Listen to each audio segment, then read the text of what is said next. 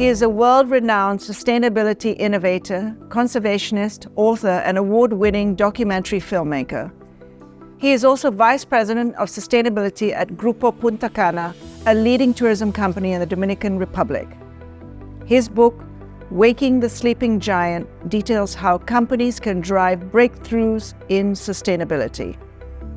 And his explosive documentary, Death by 1,000 Cuts, which he co-produced and directed, explores deforestation and human conflict on the border of the Dominican Republic and Haiti. It is my privilege to welcome our stakeholder today, Jake Kheel.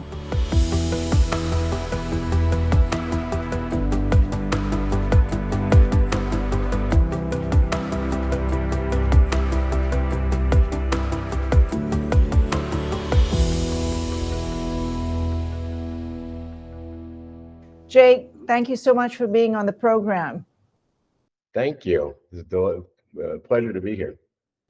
Jake, we're going to start with some of the key issues that you work on. You know, you defined tourism as sustainable tourism. You've been known to be an innovator in this space.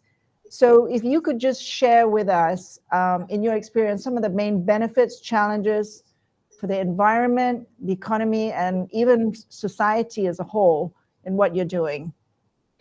So in the Caribbean, where we are, and in the Dominican Republic, the model for tourism here is based on the place.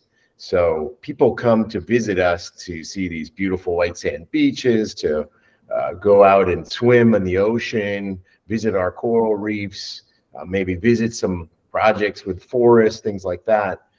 And so at the end of the day, our tourism product is these assets that we have, both natural and then also the human resources that we have. So that's the culture, the music, food, dance, like all the unique parts of the natural history and the cultural history of the Dominican Republic that draw tourists to the island. So for us, sustainability is investing in these resources and making sure that we're protecting them over the long term, that we're investing in them so that they're enhanced if they've been degraded, or if the community has not been included in tourism or isn't benefiting from tourism, we find ways to include them because at the end of the day, that just makes our business more profitable. It makes it more sustainable in the long term and really just makes it more attractive for the visitor.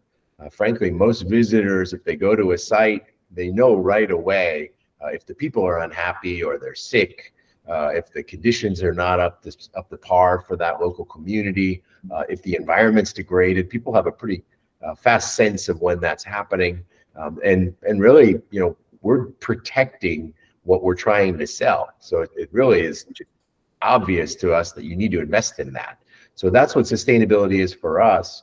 And that manifests itself in all kinds of different ways and different projects. So our company, Grupo Puntacana, what we try and do is solve some of these major environmental and social problems, whether on a small scale or a regional scale, or sometimes even just within our property, and then share that experience with others to be sure that others can, you know, learn from one of the mistakes that we've made, that we can partner with other organizations in order to scale some of these solutions, that the government of the Dominican Republic is learning from the experience of the private sector, and that the laws and rules and regulations passed are incentivizing the active participation in the private sector for sustainability.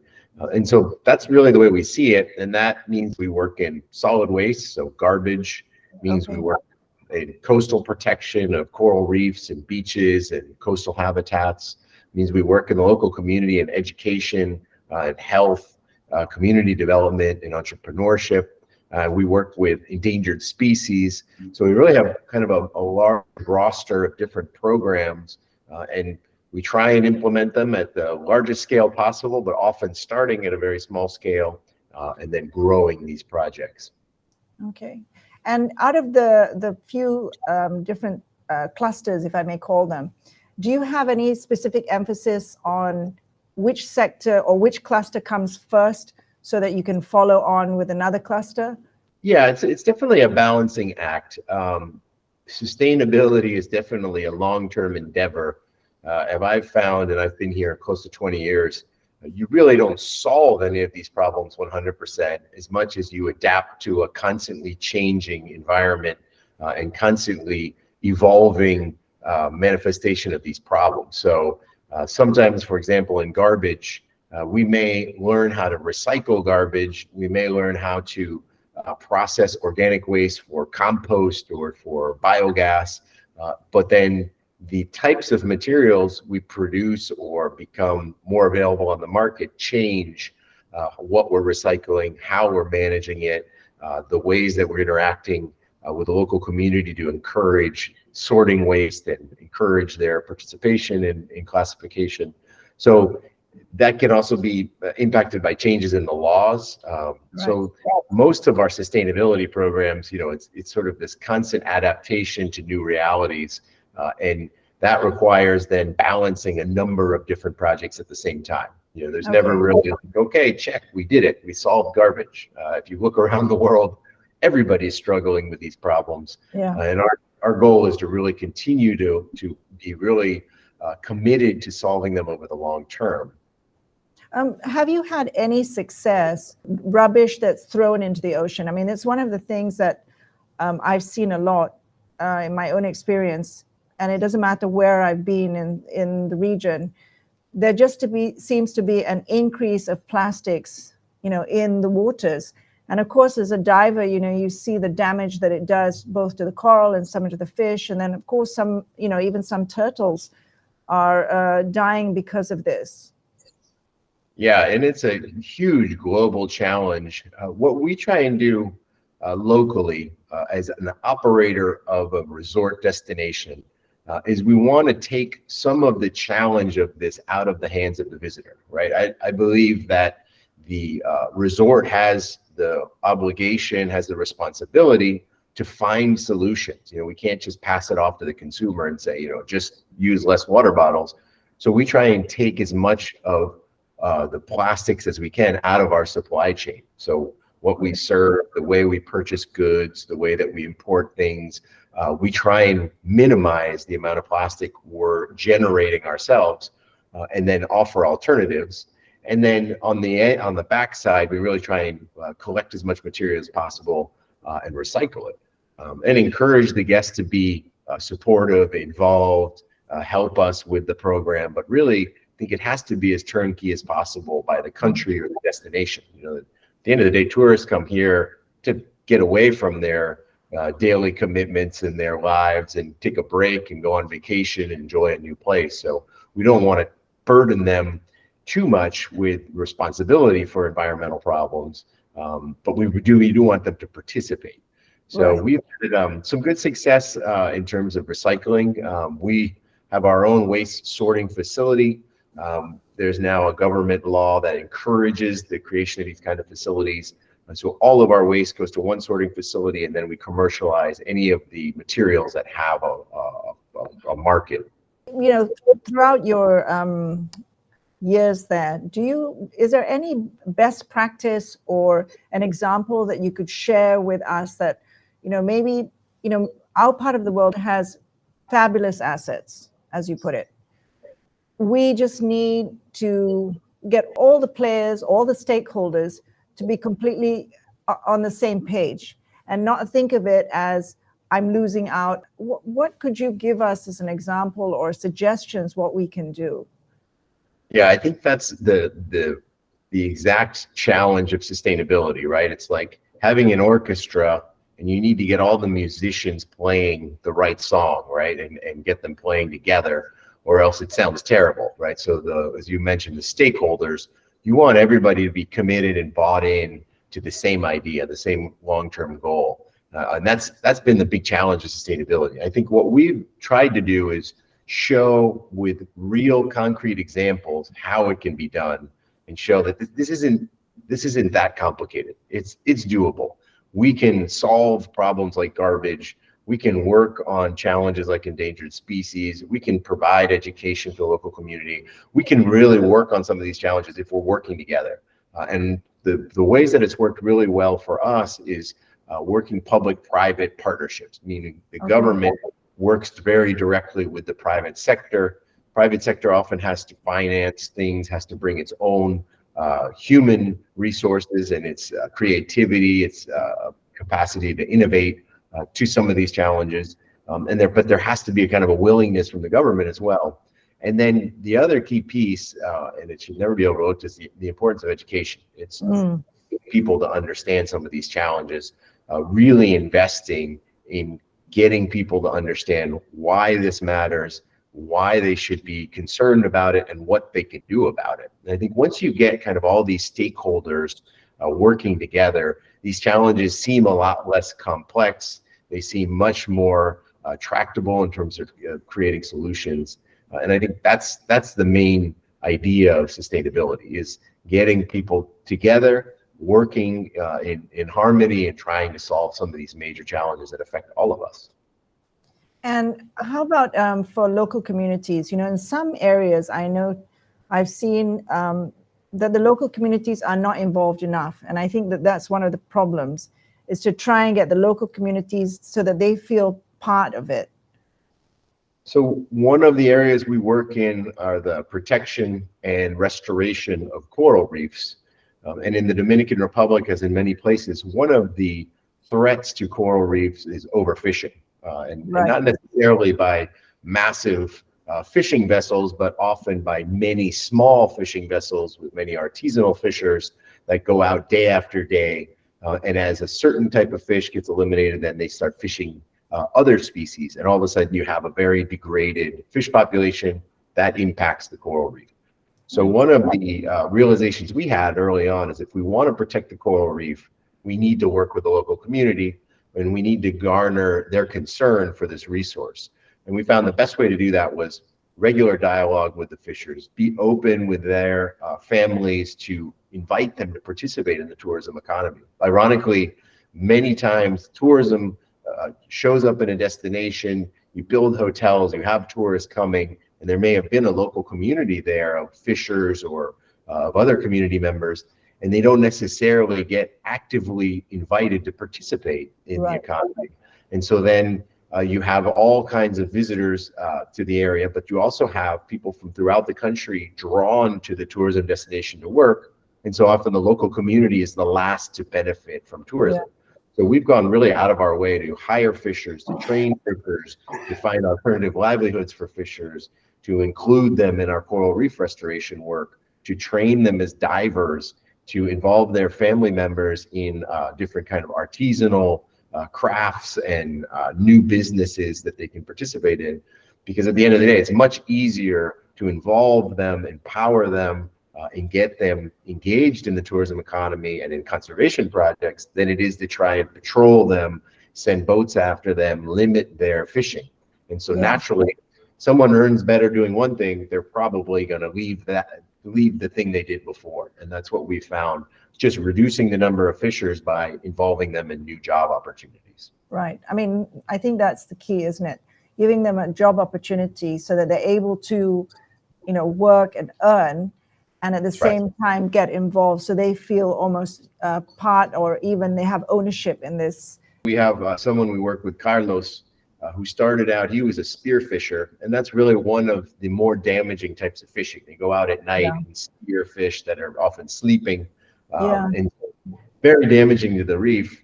And so we worked with Carlos and other fishers. We trained them as coral gardeners, so actually doing restoration work and planting corals. And then we discovered they didn't have a formal business unit or an incorporated entity to receive money, so we helped them incorporate this entity. And then it became obvious that they could provide all kinds of their services, installing marine buoys for channel markers, working with us on restoration, working in the dive industry, working with local fishing for recreational fishing, really involving them with a diversity of different kind of economic opportunities. And then all of a sudden, Carlos is operating a business with multiple fishers that work for him, and they're operating things that are very needed in the tourism industry, and they've shifted away from their artisanal fishing that they traditionally did. Right. If I can just shift to COVID-19, and you know, it was a situation where tourism was hit so badly. I'm sure also in your part of the world, our part of the world, and many of the operators are still reeling from it. And I was just wondering if there is any guidance you could give in terms of what you're seeing in terms of trends in recovery, and also what we can do better to try and get our engines all, up and running. Yeah, so I think the Dominican Republic is now recognized as a case study for a really smart response to COVID.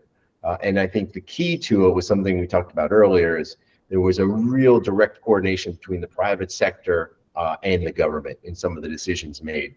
So the Dominican Republic was closed from March to July, but then opened as fast as possible for tourism, because one of the realization was that the additional impacts on the local people would be much worse if they also didn't have jobs, if they also didn't have income, if they couldn't provide for their families. And so tourism is a way to do that. So we came up very quickly in that period when we were closed from March to July with all of the regulations, with safety standards, with the use of masks, with implementation of distancing, but allowing tourists to come and still have a safe visit to the Dominican Republic. And that meant also we were one of the first areas in the Dominican Republic with very high rates of vaccination. We had a very fast response in terms of putting in rules where people could come to the country without all kinds of obstacles and filling out many forms and demonstrating. Right. We really kind of left it up to the client to determine the safety of the area, and then we had all of our procedures in place. So the Dominican Republic has recovered incredibly from COVID. It's had a major growth, and it took off much faster than many other countries in the region. And so I think the lessons we've learned is you need to work together and coordinate efforts, have a really fast response, and also adapt to what the consumer wants going forward. Now we know many visitors to the Dominican Republic are much more interested in being outside and being on the beach and having these authentic experiences. And so that's something that came out of COVID, because so many people were confined and not able to leave their houses. All of a sudden now they want to go out and visit places, they want to see new things, they want to have a new experience. And so we've had to adapt a lot of our model to that. I think the key though is really moving quickly, not being afraid to make decisions, and really working in coordination to make sure that there's a coordinated response that can be communicated effectively to the public and give visitors the confidence that what's happening on the ground in places like the Dominican Republic can give them the confidence that it's safe and that they can have a great vacation when they come here. Okay. So in your experience, was it very much government driven, and that was able to allow people to come into the country quite easily? Because lots of parts of Asia, we were grounded, we were not allowed any travel in and out. So that sort of pushed us back into a very challenging position, because many of these operators in the ecosystem of tourism, many of them have struggled and not even been able to recover. And I was just wondering if you've, in your vast experience, whether you have any tools or recommend any sort of resources that perhaps some of these smaller operators could try and look at or even adopt. Yeah, I think a big piece of the strategy that was developed in the Dominican Republic came from the private sector, stepping out in front and suggesting ways that we could get the businesses open again as fast as possible and get people back to work. And then developing responses to the change in the market. So in the Dominican Republic, we had a lot of people that were confined in their cities or where they were living, but then wanted to travel on the weekends and were allowed to travel on the weekends. And so we really adapted for a time, part of our market, to local travel and more regional travel, which didn't require international access. I see, okay. That kind of gave us the practice and the experience to have visitors, and then it scaled from there. And now we've really had a pretty strong recovery. So it's very difficult once the tourism economy is impacted to bring it back. So you want to try and have as much continuity as possible. Yeah, no, clearly, I'm still seeing that. And I was just wondering how best to get them, get their engines rolling, whether it's to get support from other, tourist sites internationally, or whether it should be government that helps. But of course, governments are also coping with, their own issues that they've had to face given this the COVID. Yeah, it's been a very complex problem in the Caribbean region. We have countries that really just opened, less than a year, a little over a year ago. And so they're now working on how to recover that economy. So it's been definitely a huge challenge to the tourism industry. Okay. Jake, before we close, I just wanted to ask you a little bit about your award-winning documentary, Death by a Thousand Cuts. If you could just talk, share with us, what inspired you, and do you feel that documentary elevated your processes of your innovation? Yeah, I think the idea for me of making a documentary was using new tools to tell important environmental stories. And I think it's a very powerful way to visually capture people's attention and use kind of a drama to get people more aware of some of the challenges we face. So in this case, Death by a Thousand Cuts is a story about deforestation. Dominican Republic shares an island with Haiti, with another country, with very different land use practices. So much more deforestation on the Haitian side, and much more reliance on wood and wood charcoal for cooking. And so the film documented the way that was beginning to encroach deforestation into the Dominican Republic, and more importantly, the conflicts that could generate between the two countries. And so we followed a human drama of an actual murder that happened between a charcoal producer and a Dominican park ranger who was murdered trying to protect the forest. And we looked at the complexities of what happens when you really dig into why that person did that or how that situation arose. And more important, what can happen when two countries really begin to fight over their natural resources. I think for me, the most important thing was that documentary films and many types of new media, including social media, are now can be complementary to telling some of these really important stories that people in their busy lives maybe are not able to see on a regular basis. Yeah, no, absolutely. I mean, we've got some fantastic resources. I hope that one day you come out and see them. We've got pygmy elephants. We have our wonderful diving resorts of Sabah, Sipadan. I mean, just magnificent. So thank you very much, Jake, for being with us and for sharing your story on what you're doing. And I hope to see you here soon. Thank you so much. I hope to make it over there. I would love to take a dive or two on your reefs. We have just heard from the very innovative Jake Kheel about his experiences in sustainable tourism. Jake's approach is collaborative, encouraging the community to take ownership of sustainable tourism in their locality by providing earning opportunities for them. He also shared how his company leads the battle to eliminate plastics waste and their strategy to reduce the usage of plastics in their community. In addition, we heard how the Dominican Republic encouraged local tourism while international travel remained restricted during the COVID-19 pandemic, and how that country eased travel and logistic requirements to welcome foreign tourists when the restrictions were lifted. I hope the insights from today's episode will help Malaysia's own tourism industry to recover and improve its ecosystem. I am Shireen Mohidin. Join us next time on Stakeholders with Shireen.